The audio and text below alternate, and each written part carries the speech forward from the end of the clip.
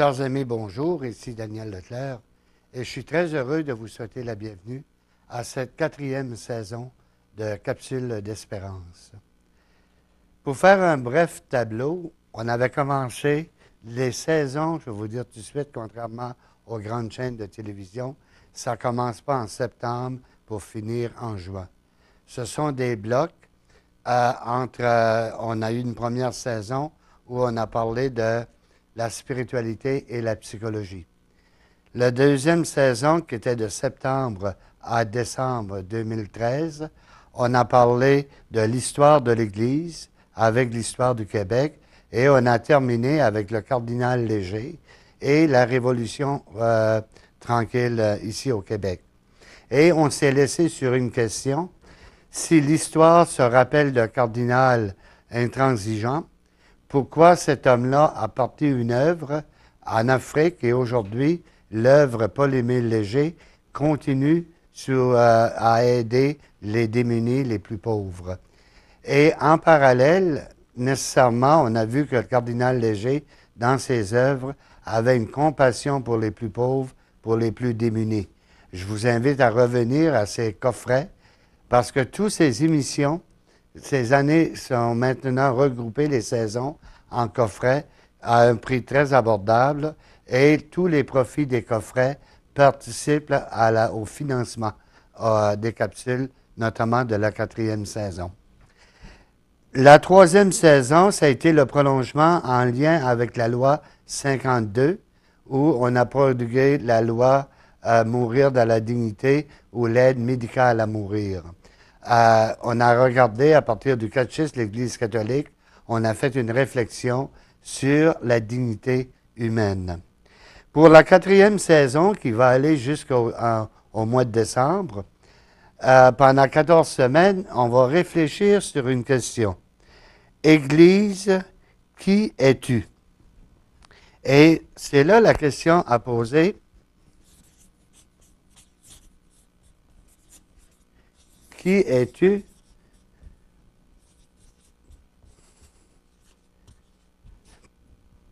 Parce qu'il y a quelque chose qui est important. Est-ce que c'est un mythe? Comment ça a commencé, cette histoire-là? Avant de parler, on se souviendra qu'il y a eu un débat sur la charte de la laïcité et sur les signes religieux. Et on a beaucoup parlé sur la croix ou le crucifix. Ce que j'ai apporté ici pour vous montrer, c'est la croix. On appelle ça l'encre. Alors, ça s'écrit A-N-K. Ou encore, il y en a qui vont appeler ça la croix ancée. Ou qu'il y a 2 S. La croix ancée, c'est que la croix, avant d'être un objet religieux, c'est d'abord un signe d'identité d'une collectivité. On se souviendra, les Autochtones, au début, avant que les Blancs viennent coloniser le Canada, chaque tribu, il y avait un totem à l'entrée de la tribu. C'était des signes qui indiquaient qu'est-ce qui était permis et qu'est-ce qui n'était pas permis dans le clan. Ici, avec le totem, ici avec la croix en C, je vais la mettre ici. Si on peut voir de plus proche, ça ressemble à la croix, basée un peu comme la croix du Christ. On a dessus des effigies. C'est que, dans le fond, la base ici, ça appartient à l'homme. La partie du haut, qui est en forme ovale, c'est tous les éléments qui appartiennent à la femme. Et entre les deux, l'horizontale, c'est pour montrer qu'est-ce qui doit être ensemble pour former la communauté. La croix a toujours existé avant même que Jésus soit crucifié. La croix, telle qu'on l'a connue, telle qu'elle devrait être, elle doit toujours être de cette manière-là. C'est-à-dire que le côté vertical est toujours le côté masculin et le côté horizontal qu'on a mis le côté féminin. Pourquoi la femme est couchée puis l'homme est debout, c'est tous les préjugés qu'on a par rapport à la société.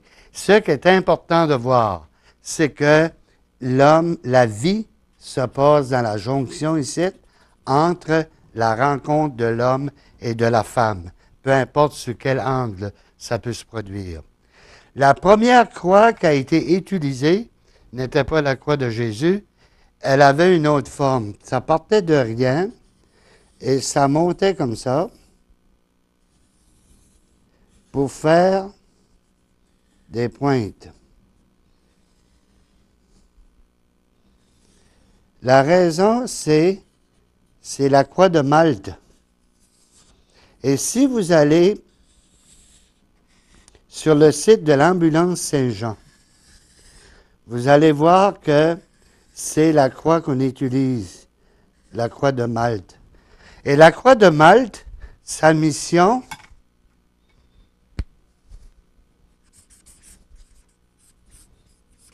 la croix de Malte, vous allez sur le site de l'ambulance Saint-Jean, c'est créer des secouristes ou donner des cours en secourisme. La croix de Malte, on pourrait aussi l'appeler la croix du bon samaritain. On se souvient de ce texte où Jésus donne un exemple qu'il y avait un type qui partait de Jérusalem, qui descendait à Jéricho, et il y a des brigands qui l'ont mis, ils l'ont attaqué, ils l'ont laissé pour mort sur le bord du chemin. Il y a un prêtre qui vient de Jérusalem, il voit l'individu, il se tasse de l'autre côté. Il y a un scribe qui lui aussi arrive de Jérusalem, s'en va à Jéricho, passe de l'autre côté. Il arrive un Samaritain et lui, il va lui aider, c'est-à-dire on part de rien, mais dans la relation avec les autres, ça s'agrandit de cette manière-là. L'autre aspect qui est important et qui s'inspire de celle-là, c'est la croix qui fait qu'elle est toute rouge. Là, on arrive, et vous me voyez venir, hein? Quand c'est tout rouge, c'est la croix rouge. La croix où on vient en aide à des personnes sinistrées, que ce soit le feu, les accidents, que ce soit les tremblements de terre, les séismes. On dirait que le secourisme, c'est pour venir en aide à la personne même. Tandis que la Croix-Rouge, c'est pour venir en aide à la collectivité qui sont aux prises avec le même sinistre. Alors, on voit déjà là que la croix a sa dimension. Et quand Jésus va dire, prenez votre croix et suivez-moi, ça veut dire, prenez votre souci de l'autre. Vous ne pouvez pas me suivre si vous n'avez pas le souci de l'autre, comme individu, mais aussi comme collectivité. On ne peut pas se laisser prétendre avoir la foi, se tourner vers un être absolu et négliger ceux qui nous entourent. L'autre croix qui est interpellante, et on va voir à un moment donné qu'on peut lui faire donner toutes sortes d'aspects. Il y a une croix, elle part de l'origine de l'autre.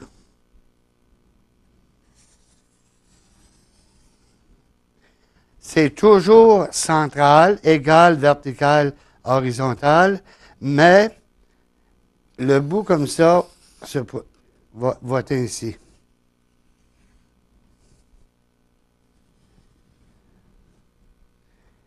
Et on appelle ça la croix gammée, c'est-à-dire que c'est la lettre gamma. C'est constitué par 4 lettres gamma. Et je vois déjà les gens qui vont parler de nazi. Ce n'est pas le nazi, ce n'est pas la croix nazie à ce stade ici. C'est en Asie, notamment chez les hindous et les bouddhistes.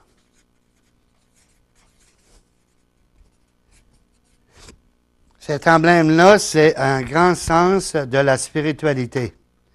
D'abord, il y a les 4 secteurs de la vie. Alors, il y a ici, ça c'est l'être humain. Il y a ici, ça c'est la divinité. Ici, c'est le mal. Et ici, c'est la création.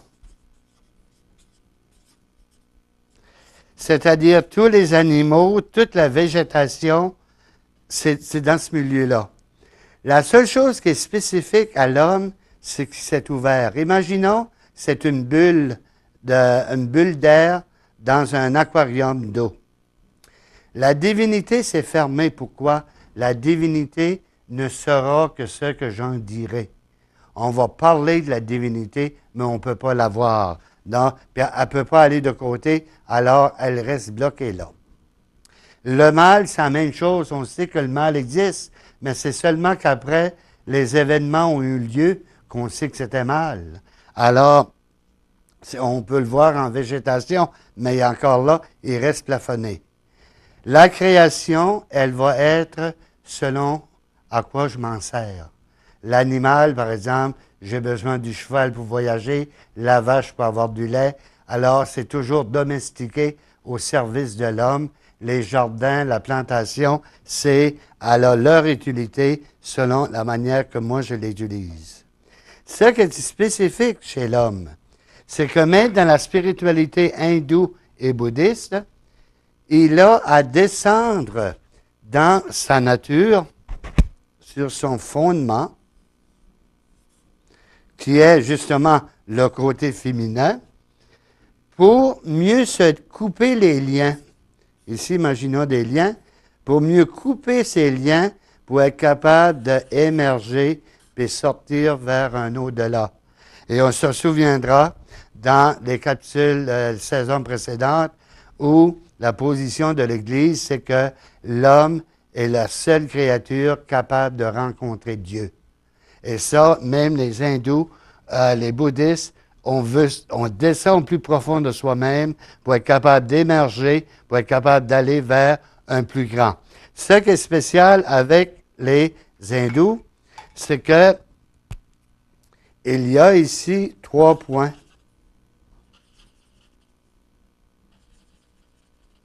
3 points qui sont la possibilité d'une réincarnation. Les hindous croient à la réincarnation, mais ils n'ont pas plus de preuves que quelqu'un est réincarné, que nous, on croit à la résurrection, mais on n'a pas de preuve qu'il est ressuscité. Alors, on peut croire à la résurrection. Alors que, et si tu dépasses les 3 conditions, les 3 risques d'être incarné, de revenir réincarné, tu rentres dans un autre réseau où tu as un grand sourire, tu vas rentrer dans le nirvana. Alors que nous, les chrétiens, on pourrait prendre la même dimension, on descend au plus profond de nous-mêmes pour accueillir l'Esprit Saint, et quand on arrive ici, c'est la Trinité, on reconnaît le Père, le Fils et le Saint-Esprit. En fait, le Saint-Esprit, c'est le lien entre le Père et le Fils. Donc, ça descend en nous, et quand on arrive, et nous, ça va être le royaume des cieux. Alors, l'idée, la perspective, ça vient de loin. Jésus nous a donné le moyen d'arriver à la vie éternelle, mais il n'a pas inventé l'éternité. Les hindous qui existaient longtemps avant, ils croyaient aussi, toutes les grandes religions, ils croient à l'éternité. C'est dans les moyens d'y arriver qui fait la différence. Ce que je trouve le fun avec cette dimension, je veux revenir sur la croix en C, c'est une croix égyptienne qui date à peu près de 2000 ans avant Jésus-Christ. Et c'est de savoir que le peuple hébreu, de souvenance, a d'abord commencé en Égypte. Oui, il était à coup de porc dans la terre promise, Jacob, mais il y avait des fils. Il y avait le plus jeune Joseph, qui lui avait un don spécial, et le père préférait le plus jeune. Les frères de Joseph l'ont vendu, ils l'ont vendu en Égypte. Et comme ces dons ont aidé le pharaon, alors il est devenu un grand ministre au niveau de l'apprivoisement, l'approvisionnement, la nourriture. Il y a eu une famine dans le pays où était Jacob. Alors ils sont allés en Égypte pour aller chercher de la nourriture et Joseph a reconnu ses frères. Il a fait venir tous les enfants de Jacob en Égypte. Alors, la croix en C, ou l'encre, date à peu près de 2000 ans avant Jésus-Christ. Cette croix ici, je vais l'appeler par son vrai nom, ça s'appelle SVAS,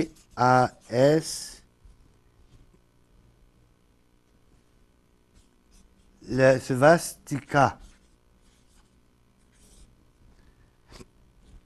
avec 4 lettres de la lettre gamma, la lettre grecque, qui vient montrer cette structure, qui vient nous montrer comment une image qui vaut 1000 mots. Qu'est-ce qui a fait la différence avec Hitler? Hitler ne visait pas, lui, à prime abord, ce qu'il a fait, mais au lieu de faire, je vais le faire en petit ici, au lieu de faire la croix de cette manière-là, il l'a mis à 45 degrés. Au lieu d'en faire une croix perpendiculaire, il en a fait un X.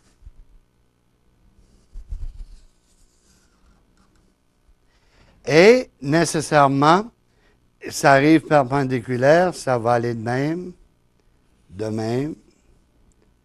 En fait, ça doit aller égal.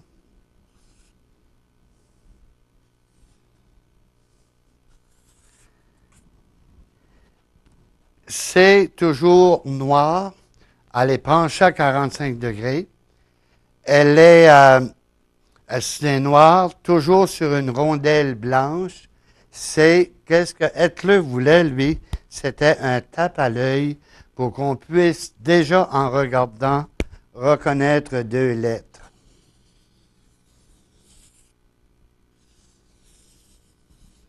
C'est-à-dire les 2 lettres, les 2 SS.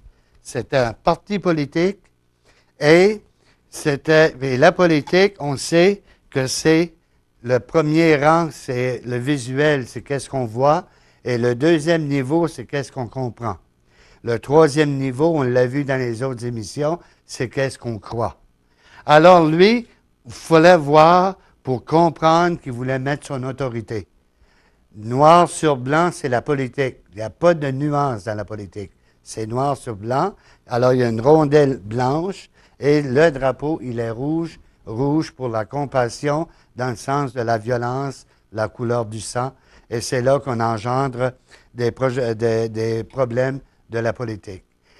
Quand on regarde au niveau spirituel, l'homme qui est ici est appelé, je vais prendre une autre couleur pour mieux se distinguer. L'homme qui est ici, qui doit descendre pour s'appuyer sur de quoi de solide, le problème, c'est que s'il descend ici, il va couler dans le coin. Tu ne peux pas te reposer, t'asseoir sur un plancher qui est en 45 degrés, comme une couverture de maison. Alors, nécessairement, tu arrives à quoi? Et tu arrives sur une forme de prison, une espèce de ghetto. Alors, pour ne pas arriver à là, pour ne pas être écrasé ou tuer rien, la première chose que tu fais, c'est que tu vas vouloir te projeter.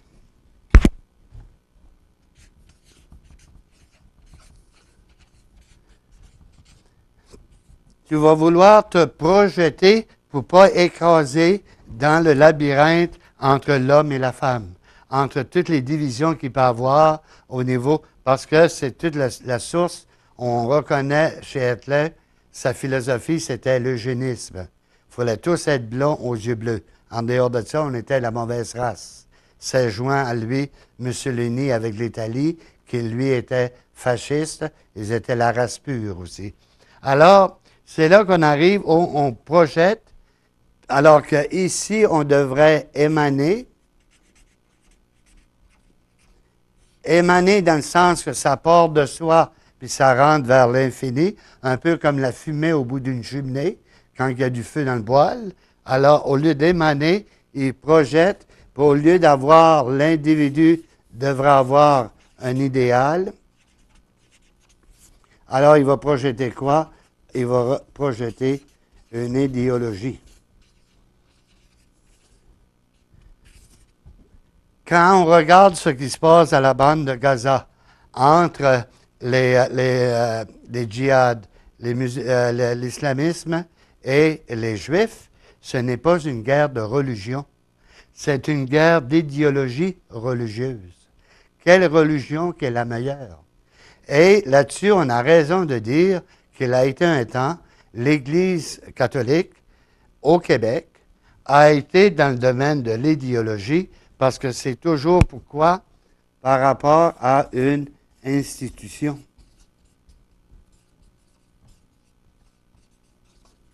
Alors, on avait des communautés religieuses qui s'occupaient des hôpitaux et des écoles et c'était devenu des institutions. Il fallait sauver l'institution. Et qu'est-ce qu'on regarde aujourd'hui? On est encore dans ce marasme-là. Alors, ici, la divinité, on y croit plus ou moins. Quand on regarde au niveau du mal, c'est encore enfoui, mais il passe autrement. Puis ça, le fun, c'est ici que les animaux commencent à sortir par là et les animaux commencent à devenir notre référence. Moi, il y a des images que je vois sur Facebook qui commencent à me tomber sur le rayon. Quand on voit la photo d'un chien, là, tout piteux, puis dire, le chien n'est pas un animal, il est membre de la famille. C'est comme un membre de la famille. Ça fait un problème. J'avais des amis, d'ailleurs, qui avaient un chien. J'aimais beaucoup jouer avec le chien, puis vous savez, le chien, c'est le petit d'une chienne. Alors, je l'appelais mon enfant de chienne. C'est ça que c'est. Mais les parents arrivent, puis les propriétaires, Daniel, j'aime pas ça que tu appelles Maggie, que tu l'appelles mon enfant de chienne. Et plus tard, je m'aperçois que le couple, quand il appelait le chien, il disait, viens voir maman, viens voir papa. Quand on arrive ici, dans un système d'idéologie, on arrive à ce moment-là, on mêle nos références. La référence n'est plus l'absolu, la référence est l'idéologie la plus populaire. Puis on est encore dans ce système-là à tous les niveaux. Même au niveau technologique, c'est incommensurable. Tout ce qu'on vient de découvrir, imaginez, on va avoir le iWatch. Moi, il y a de quoi je trouve extraordinaire. On est censé défendre la langue française au Québec. Mais quand on veut parler de l'électronique, on parle toujours en anglais. Le iWatch, l'iPhone, l'iPad, tout en anglais. Alors, on ne veut pas que la personne se rencontre comme telle. C'est trop souffrant. Alors, on lui présente une idéologie. Puis parmi l'idéologie, on a eu une idéologie qui s'appelait la religion. La religion, on parle des années 50, 40 et avant, où c'était le pouvoir. Pour arriver avec Jean Lesage, René Lévesque et compagnie, on arrivait à une idéologie politique. Puis on a eu 2 référendums pour voir si on va se séparer ou pas. Puis là, on arrive avec une idéologie économique. C'est le même pattern que la croix gammée des nazis. Tu ne peux pas descendre en toi pour aller chercher ta richesse, ta force. Tu vas glisser dans le fond, dans le néant. Alors, il faut que tu te donnes un effort pour faire une projection et établir une idéologie qu'on va obliger les gens à embarquer, tu y crois ou tu n'y crois pas. Puis quand on regarde la politique, on avait promis la souveraineté politique. Aujourd'hui, on arrive, la politique est associée à l'économie. Puis l'économie, c'est quoi? C'est les plus riches qui s'enrichissent, les plus pauvres deviennent encore plus pauvres. Dans cette émission, on voit qu'il y a beaucoup de choses. Ce que nous allons faire la semaine prochaine, c'est qu'on va regarder quand que Jésus, qui meurt sur la croix, qu'est-ce qu'il vient mettre en relief. On ne peut pas changer la politique, mais c'est ça qui est le problème de l'humain. La divinité, on y croit plus ou moins. Le mal, on a tous nos raisons. Les animaux, c'est l'équivalent des humains, puis l'humain, mais c'est quelqu'un qui se perd à travers ses propres découvertes. Moi, je regarde, je vous parlais de la technologie. James Bond n'a jamais eu autant d'électronique comme nous autres, on en a aujourd'hui. On l'a largement dépassé. J'ai hâte de voir, j'ai envie de revoir le tout premier film de James Bond avec Sean Connery. Voir le truquement qu'il y avait à ce moment-là, les effets spéciaux, par rapport à la réalité d'aujourd'hui. Où à un moment donné, avec ma montre, je pèse sur un piton, puis avec ta montre, je peux entendre ton battement de cœur. Mais qui es-tu comme personne? Et à l'Église, nous allons aborder cette question-là. Qui est Jésus-Christ comme mystère? Parce que c'est toujours le mot mystère. Et le mot mystère, c'est pas quelque chose qui nous met en danger de mort si on essaye de le comprendre. C'est quelque chose qu'on n'a jamais fini de comprendre autrement. Je vous souhaite de passer une belle saison. Je pense qu'on va avoir beaucoup de plaisir ensemble. Je vais vous rappeler que les saisons précédentes, 1, 2 et 3, sont maintenant en coffret d'un prix accessible. Ça vous permet de faire des échanges et je vais souvent y faire référence tout au long de ce 4e saison. Passez une bonne semaine et au plaisir de vous revoir.